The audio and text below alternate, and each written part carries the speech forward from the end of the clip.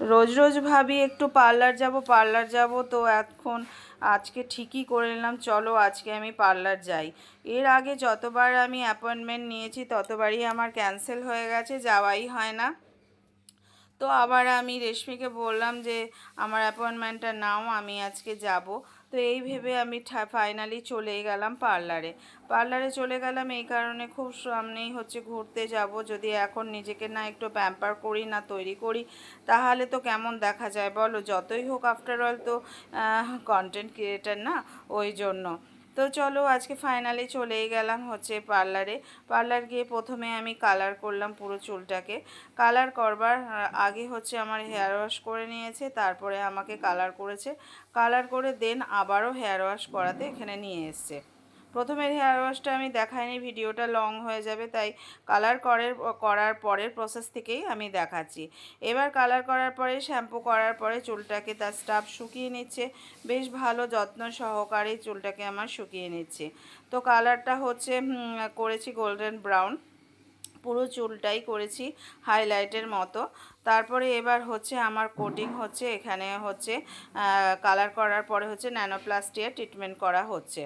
তো কালার করব আর ট্রিটমেন্ট করব না, এটা কখনোই হতে পারে না, হলে তো বা একদম চুলগুলো আর কি খসে পড়ে যাবে। তো ন্যানোপ্লাস্টিয়া ট্রিটমেন্টটা আবারও আমি শুরু করলাম। তো সারা দিন লেগে গেল বন্ধুরা, কি বলবো। সেই সকাল আমি 11:30-12টায় গেছি, আর রাত্রে আমি 8:30টার সময় ঘরে এসেছি। এগুলো করতে হচ্ছে সকাল থেকে রাত অবধি সময় চলে যায়, একদম একটা দিন নষ্ট হয়ে যায়। কিন্তু তবুও নষ্ট হলেও তো কিছু করার নেই, তবুও এটা আমাকে করতেই হবে।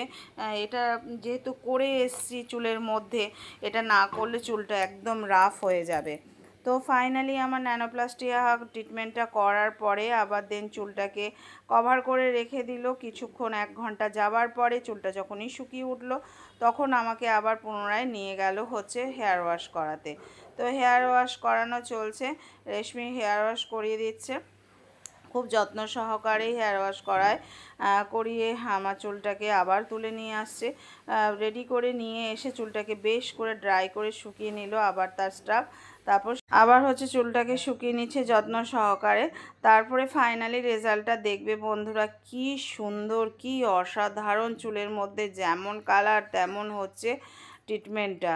তো কি বলবো, তোমরাও যারা আসতে চাও ন্যানোপ্লাস্টিয়া ট্রিটমেন্ট করতে, তবে অবশ্যই কিন্তু রেশমির পার্লারে আসবে। দেখো বন্ধুরা ফাইনালি লুকটা কেমন, কি অসাধারণ তাই না? একবারে সেই আমার তো খুব পছন্দ হয়েছে। তোমাদের যাদের পছন্দ হয়েছে তারা অবশ্যই কিন্তু একটা কমেন্ট বক্সে লিখবে কেমন হয়েছে। আবার নেক্সট